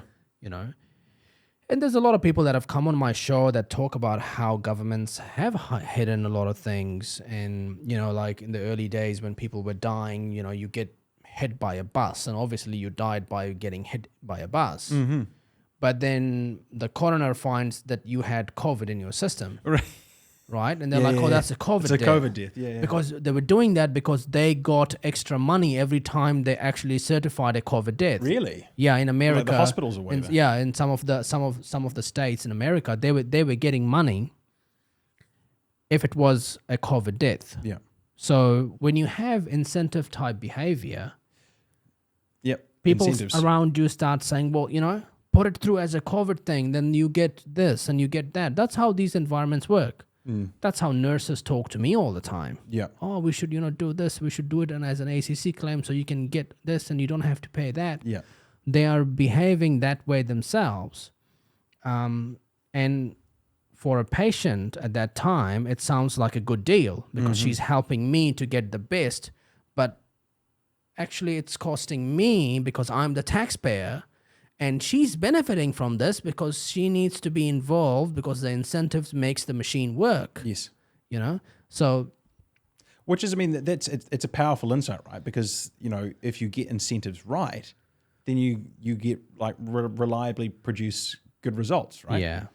But if you get them wrong, then you reliably produce bad results. Yeah, and when you have a government that's ideologically captured and they're using incentives to kind of boost their existence and they win and they stay in power, that's way wrong. And a lot of the stuff that happened during the pandemic was all about that. The $50 million that was given to the media to report the news, PJIF fund, and a lot of that came with sort of an expectation that it was you will promote COVID stuff for the government.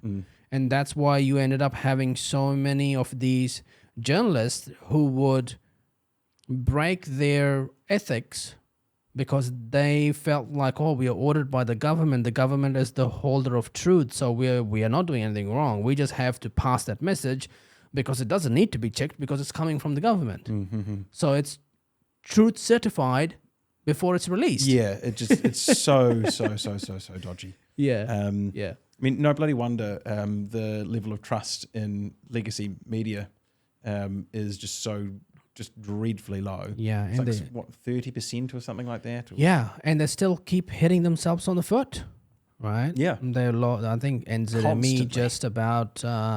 Apparently, One News might have done a piece on Elon Musk's salute.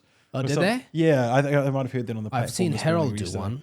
Yeah, it's just like, come on, guys, really? Yeah. And you're the state. You're the state broadcaster. Yeah, come on. Yeah, what are you doing? Yeah, what the hell? Yeah. And incidentally, I think we should abolish TVNZ and Radio New Zealand. That's just another position of mine. yeah, I think we should do that. Yeah, I mean, why do we need? We throw stones at Putin having state-funded media, and why do we need that? Yeah, and, well, I mean, they are effectively just propaganda pieces for the government. I mean, I think people have probably been able to pick my politics already, but Radio New Zealand in particular is just an outright leftist organisation. Yeah, just like you said, government's fucking everywhere, right? It's Creative NZ, and so when you look at One News or TVNZ, you're like, well, that's the government giving me the news. Yeah. Yeah, but that's what everybody thinks. And why do we want that? Why do we want the government giving us the news? Yeah.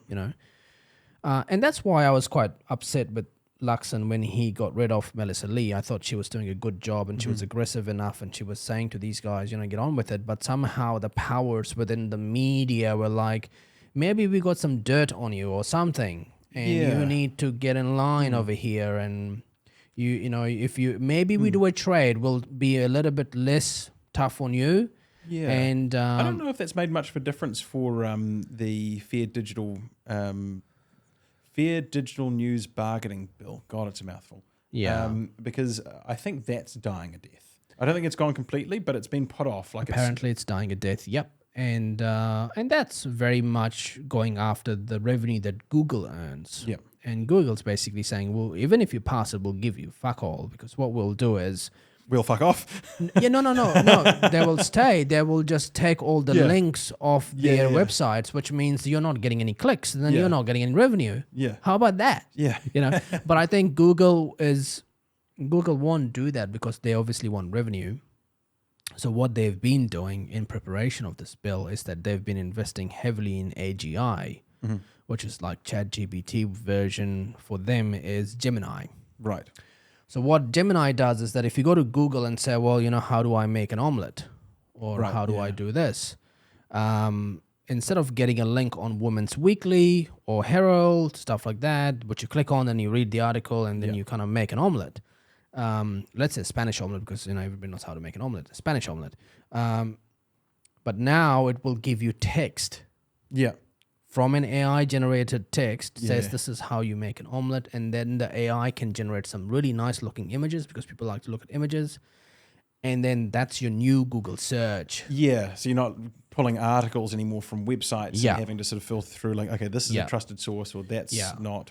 It's just you're asking direct questions and it's delivering the information Yeah. in direct response to the Yeah. prompt. So what I do with my satire publication, I wrote about 1,100 satire articles last year. No way. And It's this a lot of year articles. there'll be about 2,000, right? So what I do is I license that content to these AGI platforms to help the training modules Right. and data to teach Yeah. them how to write comedy, for example. Yeah. You know, or write satirized news, or use satire news to write real news. Yeah. You know, so you can in the future go on Google and say,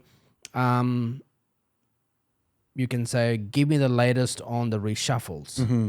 So it won't only do, the power is it won't only give you the facts of these are the reshuffles that's happened. It will also give you analysis around if it was the right move or not.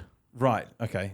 Do you know? Yeah, It will kind give of you like some predictive Aggregate or sort of Yeah. filter through like the commentary that's been made and present those points. And it'll give you pointers so you can then go have high quality conversations with your mates and whoever you work with. See, I kind of use just in little ways. I use Chat GPT or Chatbox AI, which is like the iOS version of Chat GPT, a little bit like that anyway. Why don't you use Grok? I do. I use Grok for images. Okay. I use Grok for images. You use it, you should use it for other things as well. Yeah. Because it's much more less woke. Right. Yeah. ChatGPT is very woke. Yes. I Did you haven't. hear about the question that was asked by someone? Is it okay to start a nuclear war or misgender Caitlyn Jenner?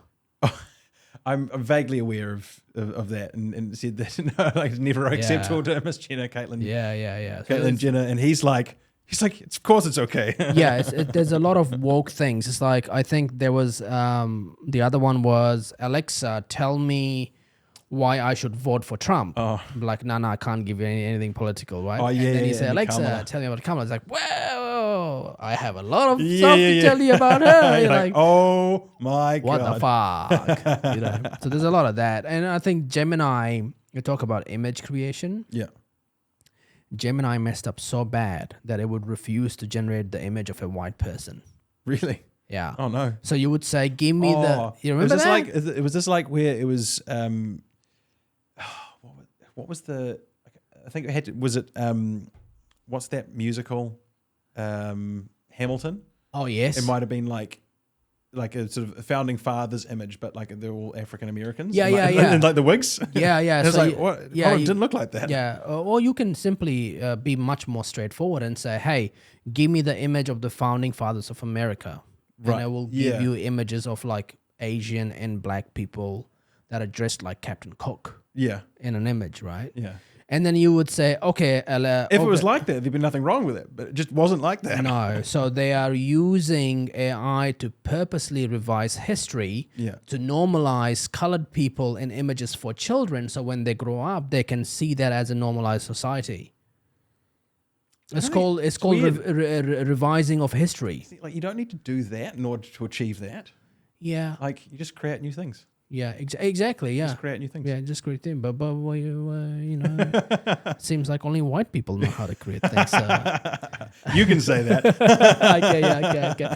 So, the same thing with the N word. It's like the white people invented that. Why can't white people use it? I mean, it literally just means like black. Like, Yeah. Because I mean, is it in Spanish or like Portuguese, like negro? Yeah. Like in Jungian psychology, the negredo is like a stage of the transformation of personality. Yeah. It's Yeah. like the descent into darkness or the dissolution. Yeah. The ego structures collapse, and then you fall into depression, Yeah. and then you go through these other stages, and eventually you come out the other side, and you're like, I'm transformed. But the negredo, the black stage. Ricky Gervais has a really good piece on it. He says all these, indigenous colored people are fighting for what is theirs and they want it back. We invented the N-word. Why can't we use it? I don't know if I feel comfortable with that. It's so good. But I'll defend someone's right to do it. Yeah. It's Ricky Gervais, right? It's Ricky Gervais. But and the crazy thing was, you would say, okay, Gemini, create an image of a Nazi. Right? And all the images are black Nazis. No. It's so good. Oh, It's like, boy. this just keeps giving, one day someone will come up with an AGI image creation from Israel, and everybody will be a Jew. Yeah. It's just, it's bizarre. Yeah. It's just like, how do you end up with that? But I think that's kind of like where it's going with news, and these platforms are becoming the new mainstream in many ways, you know.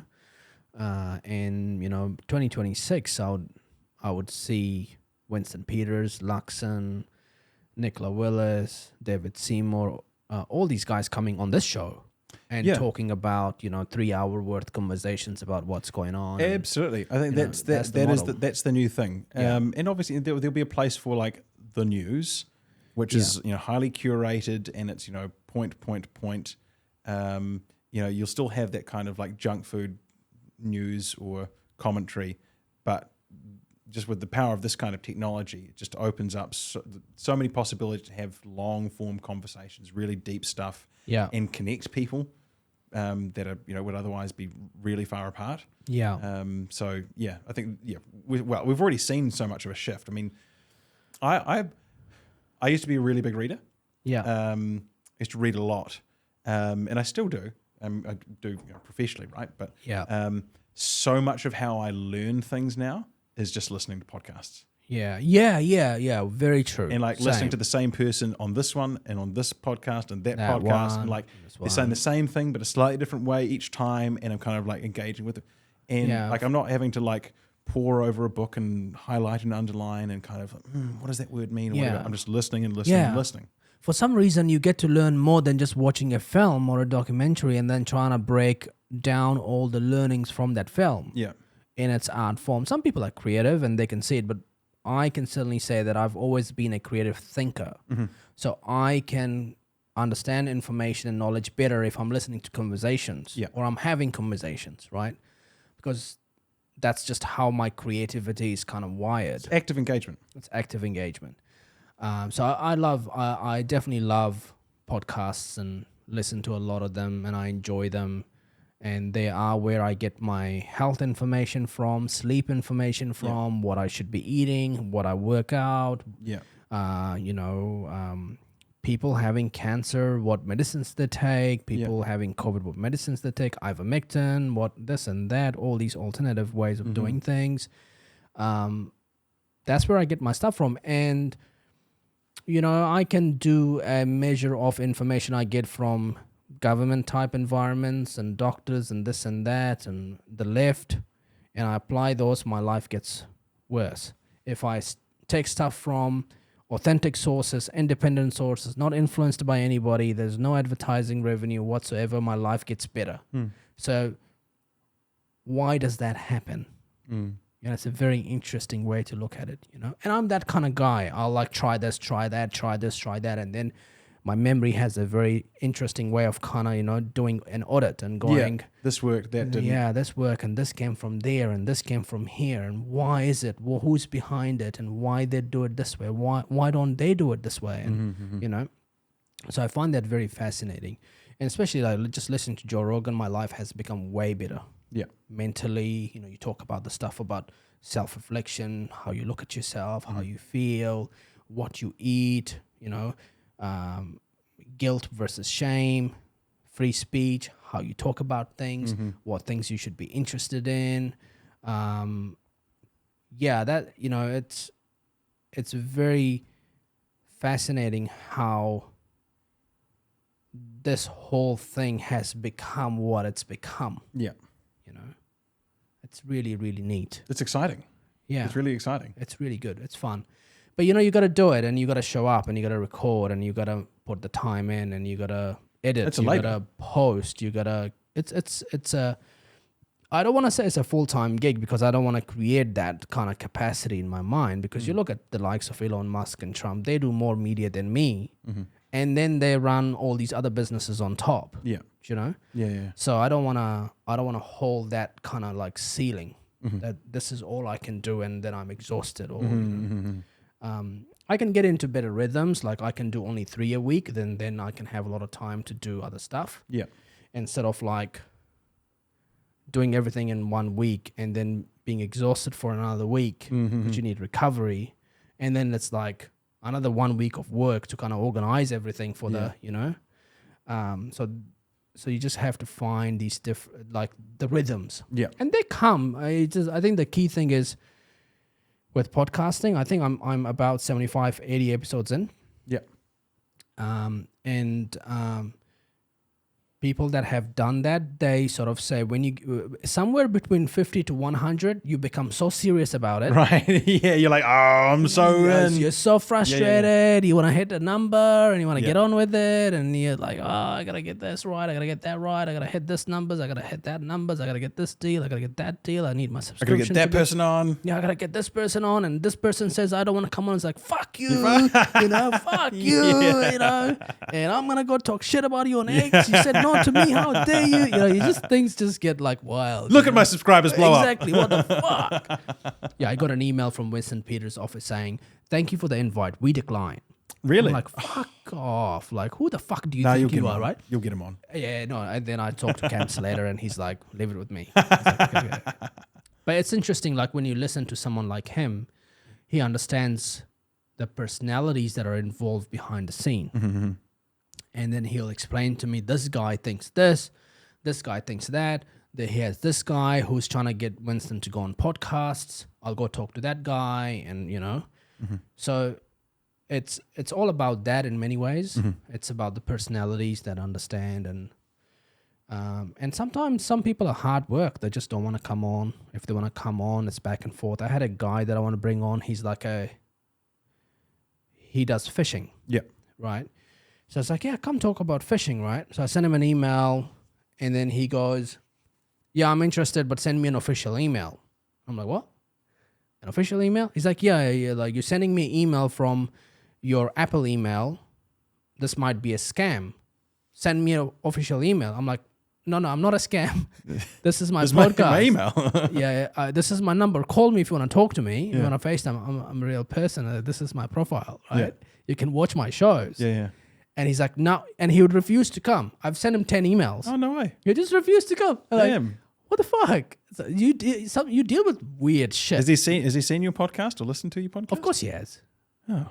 But it's just some people are just bizarre. Some of the shit, Doesn't seem legit. some of the shit I deal with, I tell you, man. Some of the shit. But that's the thing. Like, I guess same with you. Like your work's great, amazing, and we get to enjoy the champagne stuff. Yeah. But I'm sure there's a lot of shit that you deal with behind the scenes. And You mean what, All like sorts in this kind of stuff or in like the political? no, or just generally speaking. Oh, yeah. Any gig. Every- Any gig. Anything, Yeah. So yeah, People this have the sort of stuff is good. It's important. It's a lot of work. It's Yeah. fun, but it comes with a lot of For sure. all For sorts sure. of, I mean, to be able to talk about a subject, weird you know, stuff, whether yeah. it's about free speech or the Treaty of Waitangi, whatever it is. I mean, Yeah. you spend a lot of time kind of engaging in the subject matter. And Yeah. not that I'm an expert in really anything that I'm interested in. Yeah. But, you do have to read and you have to think and then probably have to do a bit of writing. And I do a bit of that, with my various social media posts. Yeah. I've not been consistent with that. It's not something actually. You went viral a couple of days ago on X. You were I know. I did see that. Abolish the Maori roll. Goodness gracious. Yeah. Yeah. What was the reaction to that? Overwhelmingly positive on X. I saw it and I was like, enjoy that. And then Yeah. You're like, it's like, I'm not kidding. yeah, enjoy. And I'll go back to doing something else. No, it and was then I'll check it overwhelmingly- again. I'm like, oh. Overwhelmingly positive. Yeah. On LinkedIn, it was slight because I think, because I suppose this gets into like the differences between the platforms, right? Like X there's an anti-woke, probably right wing skew now. Now that sort of Elon's had Twitter rebrand, X had it now for however long, couple of years. Whereas it used to have been more of a left-wing progressive bias. So it's interesting to sort of notice that. Oh, and people, it's sort of more like just ordinary people, a little bit sort of loose with their language. Yeah. Probably swear more. Yeah. Probably a little bit more confrontational in how they engage and stuff. Yeah. LinkedIn, because it's a professional space, it's a professional platform, and like the sort of the in thing for professionals is to be basically woke or to have respectable opinions and to express oneself respectably. Yeah. When I put stuff there, Yeah. I still get my support, but I get, a bit more people who who disagree with me, which is good. Yeah. It's good. I prefer they didn't disagree with me, but I like the engagement. Yeah. So I'll get people saying there's a particular guy I know, he's a prosecutor, really decent guy. He's Maori. We've got our differences on political issues, and so when I post something like we should abolish the Maori role, he's like, no. Okay. Yeah. Why do you think we should abolish it? It's contrary to equality. Okay. If imagine government doesn't exist. Mm-hmm. Is a Maori person any different from someone of my background or your background? Fundamentally. No. They're a human being. Yeah. Right. I think that should be reflected in the structures of the state. Yeah. And they aren't. The Maori role, and it looks like, I'm not an electoral law expert, so I don't know if this is correct, but when I was looking at the Electoral Act the other day, it seems like there's no real, there's no filter. You can just say that you're Maori on the form, and then you're on the Maori roll. Happy to be corrected by someone, a listener, if that's not quite right. It seems like that's the case. Yeah. But in any event, you've got a special different system for people who identify as Maori, who vote for different candidates for different seats. If we're fundamentally equal, naturally equal, then why is that the case? And people might say, oh, it's got to do with correcting historical imbalances or whatever, or ensuring representation. But we don't live in 1840. No. We don't live in 1840. We don't live in nearly as racist a society as it was back then. And you just don't need it. You just don't need it. How much of the New Zealand Parliament is, what's the proportion of people, members of Parliament who have Maori ancestry? It's something like a third. That's 40 people? Yeah. And huge representation within cabinet, various ministers. You just don't need it. And if there's no practical purpose that it serves, then it's serving really only at that point a purely symbolic purpose. I am special and different because I'm Maori, and that needs to be reflected in there being a Maori role. Well, screw that. Screw that. No, get rid of it. And the beauty of it is the Electoral Act has, I think it's section 268, has a number of what are called reserved provisions. So different sections of different laws which can only be changed by either a supermajority of votes in the House, so 75%, or a majority in a referendum. Mm-hmm. The section in the Electoral Act that creates the Maori role isn't one of those provisions, so you could just pass it with simple legislation. Yeah, I think the real problem with Maori is that they're just a small number of people. Well, apparently they're 20% of the population, which is not that small. Well, it is small. I mean, if you think about it, if you look at Japan, Japan is you can say it's an indigenous culture because they were the first people on that land, and they're still Japanese, and they have their culture. I think in Japan there's an actual other indigenous group. I wish I could remember. Yeah, it's the word starts with A. I can't remember, but there's the kind of the image that everyone would probably have of a Japanese person, the kind of how their face looks and the hair and everything. There's another ethnic group that's that was their first or whatever. Yeah, and I guess the point that I was trying to make is there are people out there that'll put a lot of weight on the fact that we have these indigenous cultures, we should protect them, we should defend them, we should treat them differently because we don't really want to lose them. And then there is obviously the other side that says, well, all these indigenous cultures are an antidote of evolution, right? I mean, we all came from indigenous cultures in many ways, and then we've evolved. Yeah, right? Well, I mean, you even just look at I've evolved. My kids have evolved. My kids are they're 100 years ahead of how I grew up and where I grew up and what my culture is and what their culture is. I can't be like, oh, I gotta, protect, or I gotta give them special voting rights, so they have to, you just gotta let that thing evolve. That's my view, and I don't think that sort of stuff should exist. And you don't need government in order to have a cultural identity. Yeah. Or you don't, in order for your cultural identity to exist, it doesn't need to be specially reflected in the structures of the state. And it kind of comes back to that, what we were talking about earlier with the prayer, the parliamentary prayer, and Christianity, and the sort of the cultural legacy of religion and Western and institutions and so on. You can still have your Christianity if there's no parliamentary prayer. You can still be a proud Maori person and love your language and your culture and like going to the marae and feeling connected to a place, etc. Without a Maori role. Yeah, and there are people out there that they want New Zealand to be the next South Africa. Yeah, I'm serious. In what sense? In the sense that they want it to descend into chaos, or no, they want land to be given back to the indigenous people, and the white people and everybody else should forever remain as settlers and not indigenous people, and they should be expats. Yeah, that I'm just saying the truth of that. There are people out there that want that. There are definitely people that want that. This is definitely not. I mean, South Africa's fucked. I think I think I think I'm being realistic. I hope this is reflective of reality. I think while I think that exists, that's not a majority of people who even say Maori Party voters. That's not the kind of the dominant perspective of Te Ao Maori, if you want to use that phrase.